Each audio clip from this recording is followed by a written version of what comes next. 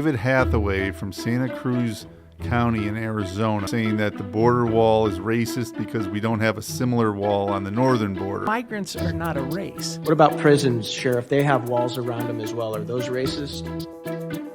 No, I would say they're not. Yeah, they're not.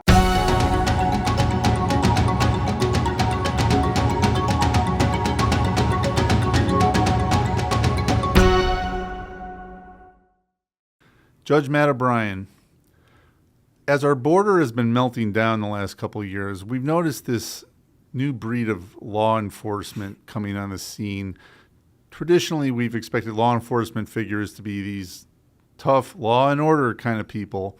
And we're seeing some of these sheriffs who have some really strange views about border security. Yeah, we had Magnuson, I believe, or Magnus. Chris Magnus, yeah. Who was in Arizona? He was in Tucson. Yeah. And was, how would I describe him? Big, cuddly lefty bear, I think might be the way I would describe him. Yeah. And was not into enforcement at all. Basically, despite the fact that his job was to enforce the laws and protect the people living in his jurisdiction, he took the position that all of the criminals were just victims of systemic racism and discrimination and prejudice and poverty and all kinds of other things, and tipped the system on end, and wound up being appointed to a high position in the Department of Homeland Security by the Biden administration. And didn't last long, as it turned out. No, it didn't last long at all, because even the other people that were of the same mind about opening the border found that he was not showing up to meetings, not doing any work. Right. And then we've also talked about this guy in San Antonio who was accusing Ron DeSantis of kidnapping. Remember that? Yeah, so that was the sheriff of Bayshore County. Yeah. And took it upon himself to accuse both Governor Abbott and Ron DeSantis of kidnapping aliens, and went and tried to get charges to move forward. And I don't think anything ever came of that, but it was absurd on its face. I don't think giving people the choice of their own volition to board a luxury aircraft and go to a resort in Massachusetts counts kidnapping. Now, as ridiculous as those two examples are, we may have found one that's even more ridiculous. There was a congressional hearing recently in our town of Washington, D.C., where we are, and we've got this new character, David Hathaway from Santa Cruz County in Arizona. Do we know anything about this guy? It's interesting. There's not a whole lot of information about him, but he seems to be like the carbon copy of Chris Magnus. He's this very open borders, take everything from the point of view of the criminal, and anything that requires people to be held accountable for their illegal behavior is something to be avoided. And we'll see what he talks about as we look at these clips. It's a little over the top. One might say he's almost Mayorkas-esque in his worldview. Well, I think, Mayorkas, who was prosecutor, Magnus, and this guy are all of the same ilk. This guy even looks like Magnus a little bit, strangely enough. Mayorkas, yes. Not so much. But now, where Mayorkas will bob and weave in these hearings and infuriate everyone, this guy really took some heat from some of these members of Congress, as he richly deserved to. He gave a statement which he just made some outrageous comments, one of which saying that the border wall is racist because we don't have a similar wall on the northern border, which we'll dive into once we hear this. But that's just a sample of some of the things he's talked about. So let's look at this clip. This is a very well-known congressman that we'll all recognize questioning him and holding him to account for some of these outrageous ideas. You said certain policies smack of racism. For example, walls. I'd have you know, Sheriff, there are 77 major border walls around the world. 45 countries are planning and building more. Walls are not racist. Walls keep people safe. And this country is not safe. People are being murdered every day. The woman you're sitting next to's daughter was raped and brutally murdered. That's not funny. Walls are not racist. Just within the past 2 weeks, there was a illegal alien driving his car over 100 miles per hour in my hometown, struck another car, critically injuring a baby, killing the baby's mother and the passenger in the car. That happens almost every day in our country because of illegal aliens coming in. It's not funny. It is not racist. And the American people have every right to be fed up, just like they are. Fed up and disgusted that our country is not keeping them safe. And guess what? They freaking pay for it. Their tax dollars pay for it. Thank you, Mr. Chairman. I yield. Matt, you seem pretty fired up there. Well, I think with good reason. I mean, the stuff that this guy is selling is asinine. Walls are racist? Why? If you're going to apply the logic that these people apply to the border, then the border is racist because the vast majority of people that are coming in from Latin American countries where they are Spanish speakers, and the people would be broadly classified as Hispanic. So why aren't they interested in increasing the diversity in the migrants that are coming in? And he's turned this into this ridiculous thing, which is a common trope among the anti-borders contingent, that people who want safe, secure borders are people who don't want brown people in the United States. And the whole thing's just a stupid concept because there's millions of migrants that come into this country every year lawfully from all over the world. And migrants are not a race. And that loose, almost promiscuous use of the word racism drives me nuts because racism refers to an illogical dislike of someone based on their race. People aren't illogically disapproving of migrants coming into this country the way that they're coming in because it's too many, too fast, and we don't know who they are. And there's been a stunning number of them that have come in the recent crop that have engaged in overtly criminal behavior. All you have to do is look at the news coverage from New York City. I mean, they've had riots, they've had people fighting with police officers, they had a group of teenagers assault a police officer and trying to beat him to death. They had a young kid that was part of the Tren de Aragua gang from Venezuela shoot at a police officer, and then because of the no bail rules that they now have in New York City, he was released to the streets the day afterwards. So, what's happening here is that we're sending a clear message that the border is open. Anybody who wants to come across can. And oh, by the way, when you come here and engage in criminal behavior, there will be no consequences. And the Congresswoman made reference to a girl that was brutally raped and murdered here in the Maryland area. And the sad part is she's not the only one. I can think of 3 other similar cases that all happened within the last 2 years. So it's his whole argument that somehow this is racist or inefficient or anything else. They're just stupid. Sitting next to him was Patty Morin, who's the mother of Rachel Morin, who that was a pretty highly publicized case of what happened to her. And it just seems like for Hathaway to make that claim, especially sitting right next to her, isn't it just the cheapest, laziest defense of the status quo that there's so many issues going on here, but just to chalk it up to xenophobia or racism it's just crazy. Yeah, it is. And he's a county sheriff. His job is to prosecute crimes like that in his jurisdiction and protect people from them.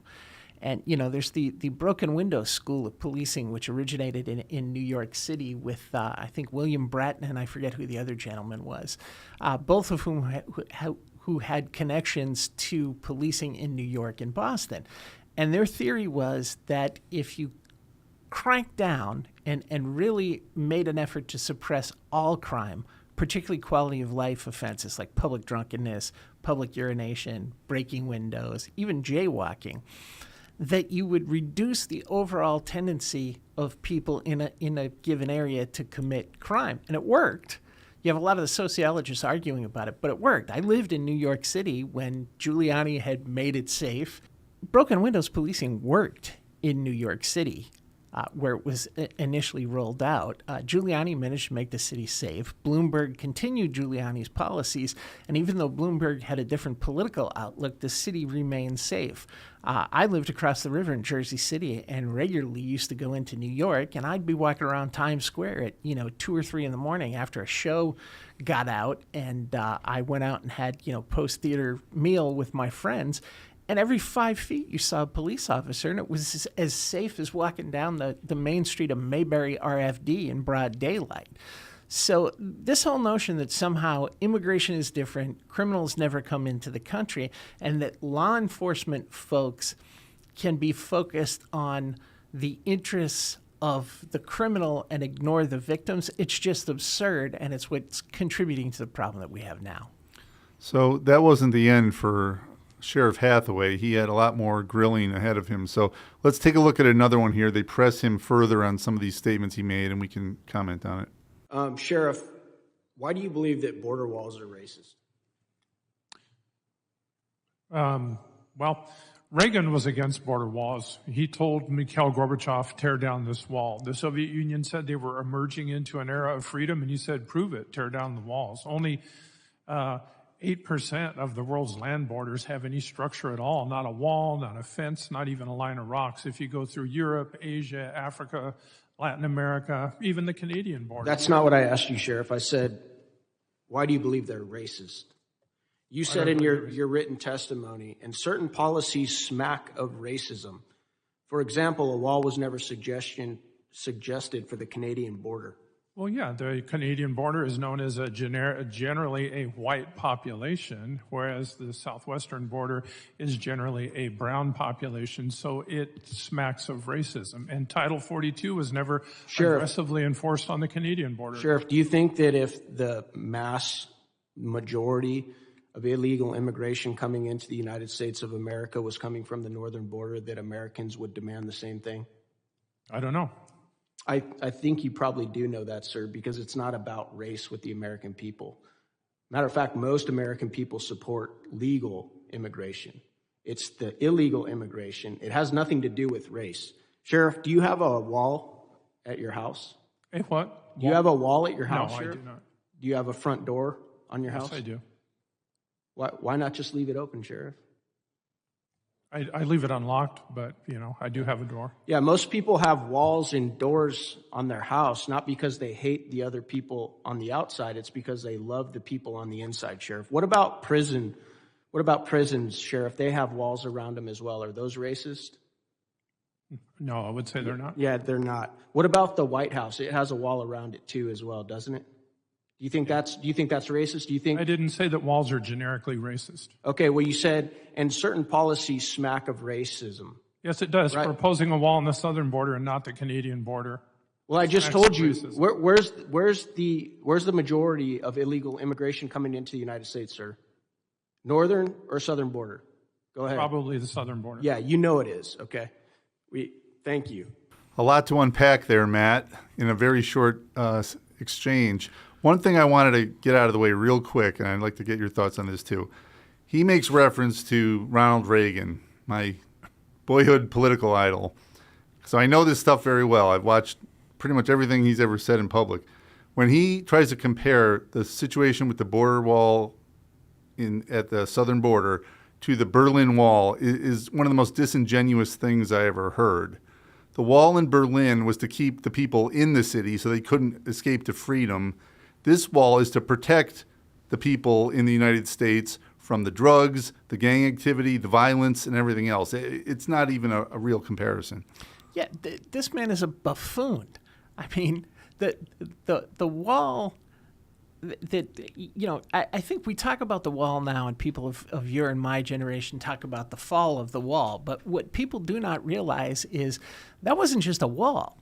That was a wall surrounding Berlin or East Berlin that had guard towers and machine guns on it. And on either side of it, there was a massive barbed wire and mine-strewn no man's land. So essentially it turned East Berlin into a giant prison for Germans who were subject to Soviet rule. There's a major difference between that and a wall that keeps people who have no authorization to be in the United States from entering the United States. He's also completely ignorant about immigration history because the first activities building durable long-term fences along the border happened under the Reagan administration, because the amnesty that occurred under the Reagan administration was a bargain, turned out to be a fool's bargain, but it was a bargain with the parties who supported immigration that in exchange for legalizing what was believed to be a very small population of illegal aliens, there were going to be concessions made in favor of border security. So we would tighten the borders to the point where we closed them to illegal immigration. There would be new categories of lawful immigration and new pathways, and then this would solve the problem by hitting the reset button. Problem was, it never happened that way. The reset button never got hit. None of the restrictions or security issues that were addressed when the legislation was made were ever taken care of. They weren't even taken seriously. And we had a mass amnesty that fell apart because of fraud, because immigration enforcement up to that point had been really effective, and there was a tiny number of illegal aliens in the U.S., and the people who were here in the U.S. were afraid to come out of the shadows because they presumed that the government was lying to them to try and get them to come out and mention themselves. So what happened with the amnesty was you had people coming out of the woodwork. They kept extending it in order to give more people an opportunity to apply. And you had people coming out of the woodwork in foreign countries, traveling to the United States, buying fraudulent documents saying that they had been here during the qualified period of presence for the amnesty, and then applying.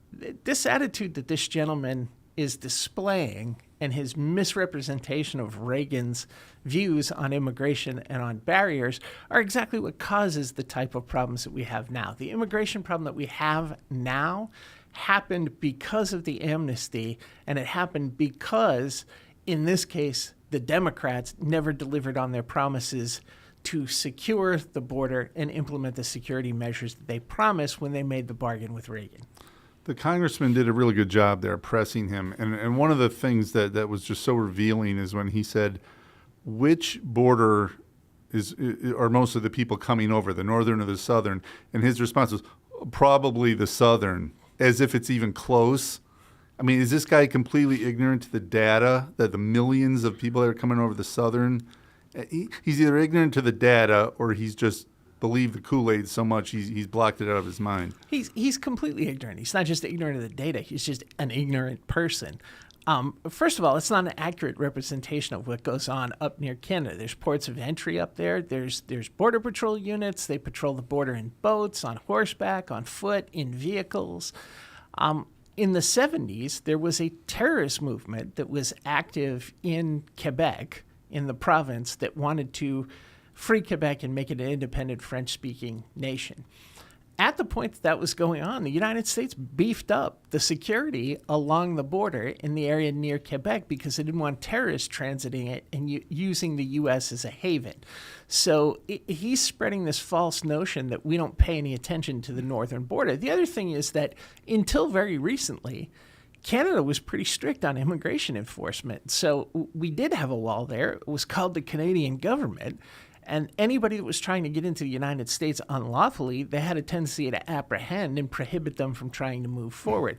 Over the last couple of decades, as Canada has become kind of open borders minded itself and starting to believe in this one world kumbaya crap, that has changed, and there has been less cooperation from the Canadian government.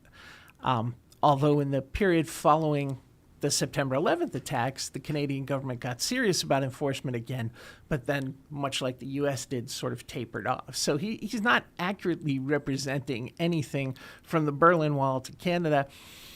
And I don't believe that he, as a sheriff in Arizona, who's probably dealing with gang members, human traffickers, and all of these things, leaves his door open and, unlocked at least. And if he does, and he just announced that on television, internet, and print coverage, he's got a huge problem. He's locking it now because otherwise he's going to go home and he's going to find somebody he arrested who didn't like it in his living room threatening his family. Hearing that guy talk, one of the things that occurred to me was that if his gig in Arizona doesn't work out, he could probably run for mayor of Athens, Georgia, because the tone, the attitude that he was displaying sounded suspiciously like our fourth worst sanctuary mayor in the country, Kelly Gertz. This whole blaming the American people for a problem that has been forced upon them, accusing them of racist motivations for their opposition to these policies. It's really insulting, isn't it? Well, it is, and he's ignoring a fundamental principle that applies here. The United States is a sovereign nation, and it can say yay or nay to anybody who wants to come here, with the exception of U.S. citizens. The only people with the right to re-enter the U.S. are citizens of the United States. Foreign nationals with no connection to the U.S. don't have any colorable claim to be admitted to the United States based on any law of the Constitution or anything else. And people who are here temporarily, people who have a green card, green card is called a lawful permanent resident. It means that if you comply with the law, as long as you are in compliance and you have done what is required, you can continue to reside here. But that status can be revoked if you misbehave and break the law. And so anybody who is here who is not a citizen is either here for a very short period of time that is specified, or they're a permanent resident, or they have an unusual status like refugee status or asylum status. Every single one of those things, save for U.S. citizenship, can be revoked. And we're not obligated to let people in just because they show up and knock. And, for some reason, we're the only country in the world that seems to have bought into this notion. I think it's starting to spread in places like France, the UK, Ireland. But it's ridiculous. And 40 or 50 years ago, if you proposed that to anybody, they would have gone, what? No, this is America. It's for Americans. It's nice if we can let other people in if they're going to be good guests, but otherwise, we don't have to let anyone in just because they're knocking on the door. Also, think about the absurdity of his argument that unless we build a fortified wall along the northern border as well as the southern border, only that would be the proof that we're not a racist nation. When, as we know from recent history, when it was attempted to build just one wall along the southern border, what did the Chuck Schumers and Nancy Pelosi's of Congress say? That's too much money. $20 billion? That's outrageous. We can't commit that kind of funding for something like that. Do you really think they would approve a northern border when there's so comparatively fewer border crossings up there? No, definitely not. But the other thing that he's not taking into account is he's comparing apples and oranges. The Canadian border and the U.S.-Mexican border are completely different animals. So the southern border leads to Mexico, which is a country with a massive population, a high population density, and then contiguous to it are dozens of other countries, many with people who would prefer to be here rather than where they are. Canada is a massive country geographically with a relatively tiny population compared to the landmass. Most of the people living there don't want to come here. And geographically, the border's very different. For about anywhere from 4 to 6 months of the year, most of the Canadian border is impassable because in the winter, you get feet of snow. And I don't know how many people in our audience have been to Jackman, Maine in the winter. I have. It has some of the coldest temperatures on record anywhere in the United States, and it's not uncommon for there to be anywhere from 4 to 8 feet of snow in the winter. So as a practical matter, you're only crossing at a port of entry up there. There's sort of a self-policing aspect to the border. Now, that's true to a certain extent on the southern border because a lot of it is contiguous to desert, and the crossing becomes very difficult in the summer months. But the rest of the border that isn't directly on the desert, as you come up from Mexico to the United States, is relatively easy to cross most of the year. So he's talking about things that are completely different. It's like he's comparing a John Deere tractor and a Maserati, and it just doesn't stack up. And as you pointed out already, the logic there is just completely absent. Also, Canada, thanks to its leadership, has developed an incredibly permissive immigration policy as well. They're bringing in people from all over.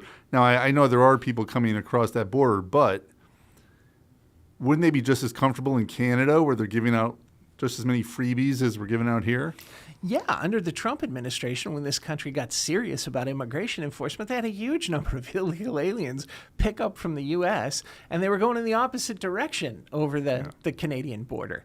You know, the Border Patrol was waving as they walked into Canada, and I'm being facetious. They weren't. We actually stopped those people as per our agreement with Canada. But, you know, it was an interesting phenomenon that we hadn't seen since the Depression. There was out-migration to Canada. And, yeah, you're right. It's the Canadian immigration programs have become in a lot of senses very much like ours at the current time. And you have people now choosing Canada as a final destination.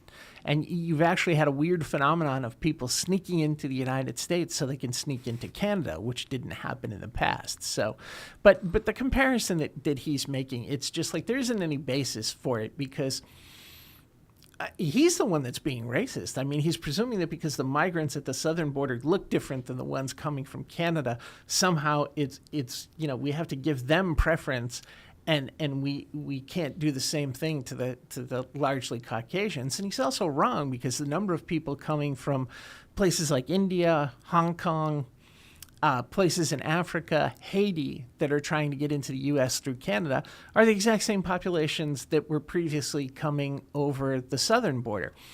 And they're not choosing to go to Canada and try and transit the border there because enforcement has gotten better on the southern border. They're going to Canada because the lines under the Biden administration on the southern border are too long. There's so many people trying to get over because the Biden administration basically declared the border null and void that these people don't want to wait in line, so they're going to Canada. So the fact is, we may have to look at putting barriers on the border in Canada. The other thing that he neglects is the border with Canada is very high tech. On both sides of the border, there's electronic sensors. They have pressure detectors. They have cameras that are like game cameras that are mounted in a whole bunch of the sectors. So it's this notion that the Canadian-U.S. border is completely unpoliced is absurd. It's people misconstruing the historical fact that we have an undefended border, meaning there's no military garrisons along it on the Canadian or the American side by treaty agreement. But that doesn't mean that the border is not policed. It's policed by the Royal Canadian Mounted Police and the Canadian Border Services on the Canadian side, and it's obviously policed by the Department of Homeland Security on our side, you know, as well as the local police. The local police up there are very much involved, and they'll call the Border Patrol on a regular basis. So he's just completely off on an absurd tangent, and frankly, he sounds like an uneducated doofus when he makes statements like that. So we have one more clip of him being questioned here. So let's take a look at this and see more of this brilliance. Mr. Hathaway, you're a sheriff, is that correct? Yes, sir, that's correct. Do you consider yourself a law enforcer or a lawmaker? A law enforcement officer or a lawman? In Arizona, we're called peace officers. The certification is peace officers. And I retired, like Mr. Hathaway, as the agent in charge of a federal agency. And but yeah, now I am the elected sheriff. Did you say that if Arizonans passed their ballot initiative making border crossing a state law violation that you wouldn't enforce it? That is correct. There's a issue ballot proposal on the November ballot, Proposition 314. Do you consider your role as a law enforcer to be to decide which laws you're going to enforce and which ones you're not going to enforce? In my county, 95% of the people are Hispanic. It would be disingenuous of me to go check their documents and see I asked you about what you regard your role to be as a law enforcer. Do you believe you get to pick and choose which laws to enforce? A similar law was found unconstitutional in Arizona, Senate Bill 1070, and I know I would get sued Are you a judge? For racial profiling. Are you a judge? I know the history of the laws in Arizona, and there was a similar law thrown out. So you do believe you can pick and choose, even though you're not a judge? You have discretion. You have discretion on what to enforce. Let me ask you this. You joined in the debate. That I've heard the rhetoric from my Democrat colleagues quite a lot, and their witnesses here who frequently assert that the problem with the border is that we should have enacted the Lankford-Mayorkas bill. Now, you said you liked some parts of it. You liked the fact that it would have immigration judges and other staff at the border to make asylum decisions, right?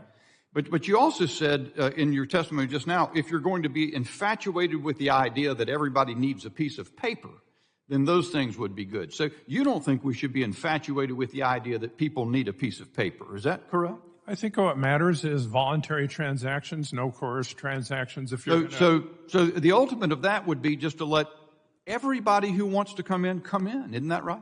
In other words, why do you say we need a guest worker program. That's what you think is necessary. Why do we need a guest worker program? Why not just let everyone come in who wants to come in? because the asylum program is not working. Well, no, okay, so you're saying you don't want to be infatuated with a piece of paper at all. You want to just let them come in. Isn't that right? If we're going to have people doing processing, they should address the need. Well, and the are need you is saying, well, is you're guest saying workers. if. You don't think we should have anybody doing processing?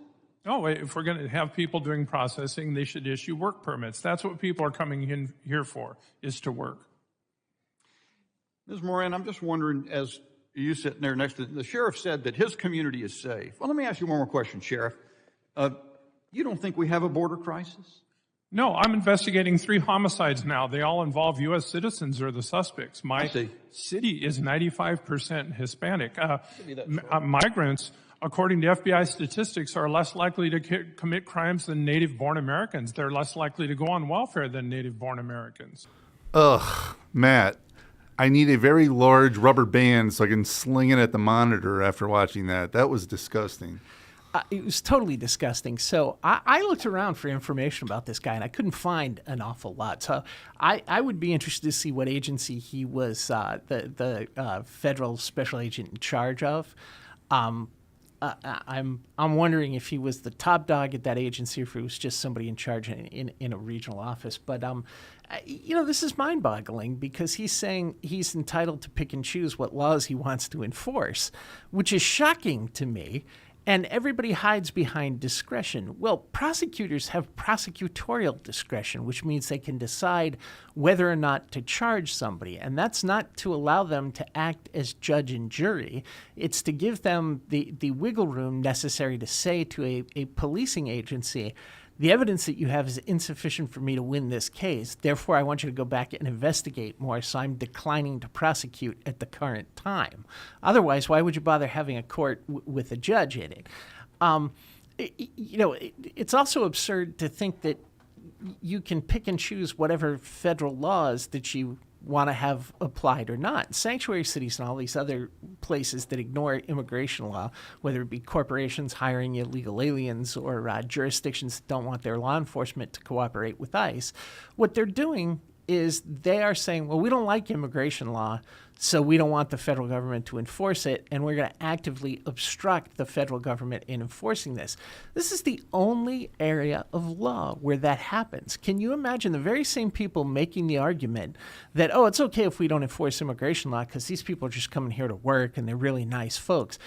Can you just imagine if a sheriff somewhere in, say, Texas said, well, I'm going to be a Second Amendment sanctuary. I think that all these gun control laws at the federal, state, and local level interfere with people's Second Amendment rights, and they're unconstitutional, so I'm not going to enforce them.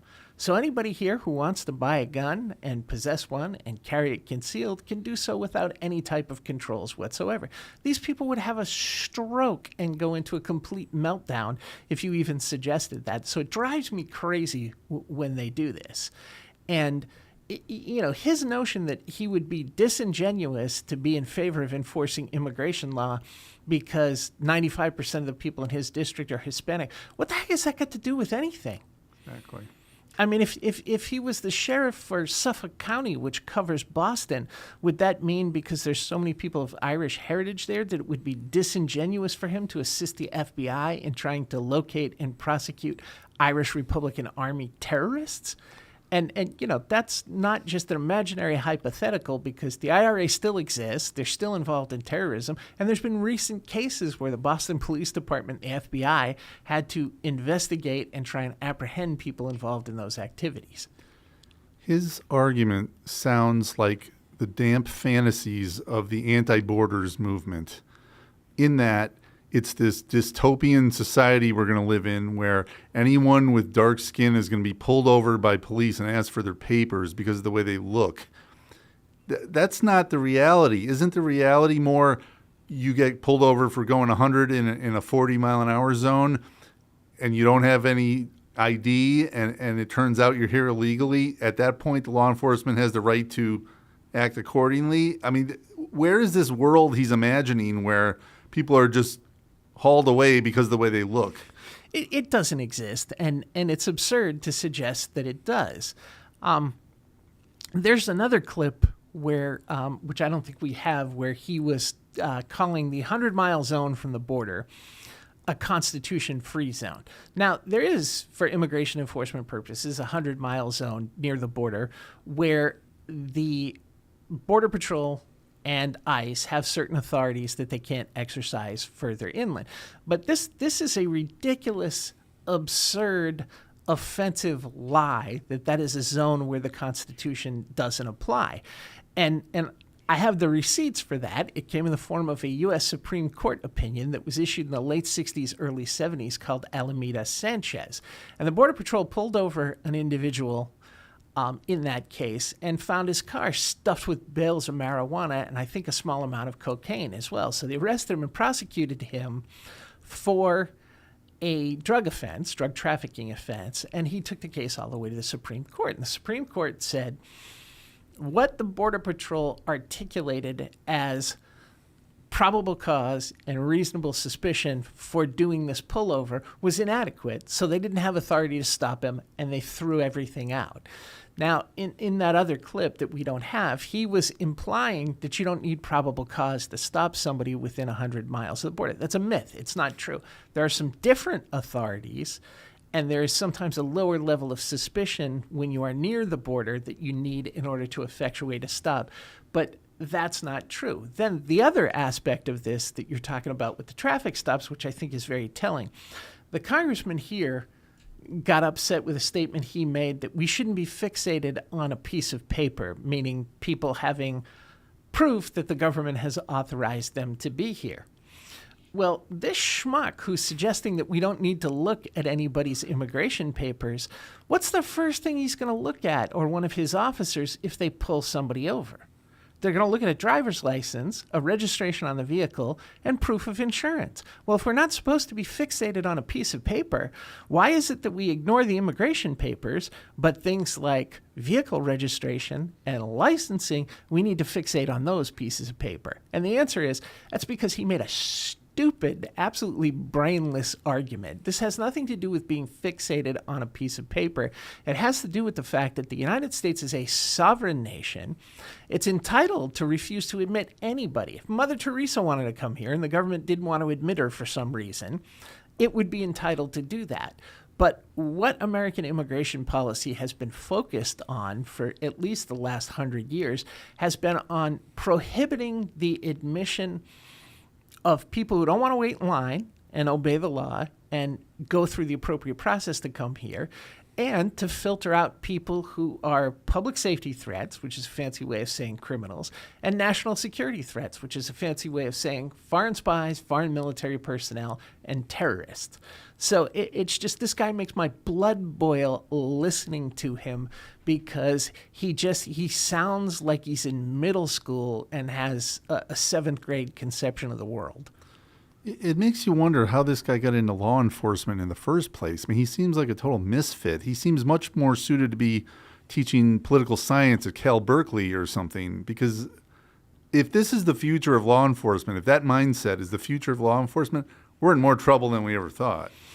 Well, unfortunately, like in my career working in the prosecution end of law enforcement, I encountered a lot of people like that. I encountered lawyers who thought their job was to come in and be the sword of righteousness among prosecutors. And the reason we have a court is so that a judge can listen to the case, and if there are extenuating circumstances, exercise whatever discretion he or she is accorded under the law to make a just decision in a particular case. That does not extend to prosecutors and law enforcement officials. Law enforcement officials and prosecutors have discretion to enforce the law using methods that they choose. They don't have discretion to enforce the law or not. And prosecutorial discretion, or people referring to immigration often misrefer to the discretion exercised in immigration as prosecutorial discretion. It's not. It's administrative discretion, which is a little bit different. But prosecutorial discretion isn't wholesale responsibility and discretion to refuse to enforce the law or not, like some kind of Uber judge. What it says is that law enforcement and prosecutors can make decisions about how they go about enforcing the law that are appropriate to the circumstances they find themselves in with regard to evidence and things of that nature. What goes on in immigration is called administrative discretion, and administrative discretion exists solely for the convenience of the U.S. government. It's not something to give privileges and go around the law to benefit aliens who haven't complied with the Immigration and Nationality Act. What it is it's discretion for the government to say, all right, we have a backlog, so we're going to be slow processing these types of applications because we need to focus on the terrorists. And that's it. And so this guy is spouting out these ridiculous, overblown notions of legal concepts that he apparently doesn't understand at a fundamental level. We're often talking about different guests we might want to have on the show. I think after this, we need to get a real law and order sheriff in here to talk to us, because it's the only thing that'll clean the stench of this testimony out of this room. It's just sickening. Yeah, it is. And, I think there are a lot of sheriffs and police chiefs that are fed up with the federal government's lack of willingness to jump in aggressively on immigration enforcement. I mean, with the exception of the period when Trump was president, even under Republicans, most of the enforcement was extremely lax. My father was a city police officer. When he was a lieutenant, he regularly would call ICE, regularly would call me when I was working for the government and say, hey, we got this person who's a horrible criminal. We know for a fact that he's an illegal alien because he told us. Can we get somebody to come pick them up? And, a lot of times ICE would go, well, we don't have enough agents. We're kind of busy. Well, we're doing an op in a different part of the state, all of this kind of stuff. And that's a dangerous approach to immigration enforcement in a post-September 11th security environment. And our security environment has gotten more dangerous since September 11th, not better. But it's also a ridiculous approach to law enforcement, because the way federalism works is the federal government has a certain sphere of things that it's responsible for, and the state has a certain sphere of things that it's responsible for. And those overlap in a lot of places. And there is nothing that says if there is a federal area of enforcement like immigration that the states can't engage in, there's nothing that says that they can't assist the federal government when appropriate. And that's the example that you talked about. You pull somebody over, and all of a sudden you find that they pop on an FBI terrorist watch list and an ICE list for being an illegal alien who entered the United States surreptitiously. Well, what is this guy going to do in that case? Is he going to go ahead and cooperate with federal law enforcement and get a terrorist out of his jurisdiction? Or is he going to get all holier than thou over immigration and decide, well, I can't enforce this because that just wouldn't be right? And then whose head is the death that results when the terrorist manages to actually pull something off, when this idiot refuses to do what the taxpayers elected him to do in his jurisdiction? Congratulations, you made it to the end of the podcast. If you'd like to learn more about the Immigration Reform Law Institute, go to irli.org. If you found this information useful and you'd like to support the show, go to irli.org/podcast. You can also hear this show on Apple Podcasts, Rumble, and Spotify. And don't forget to check us out on all the major social media platforms. Thanks again.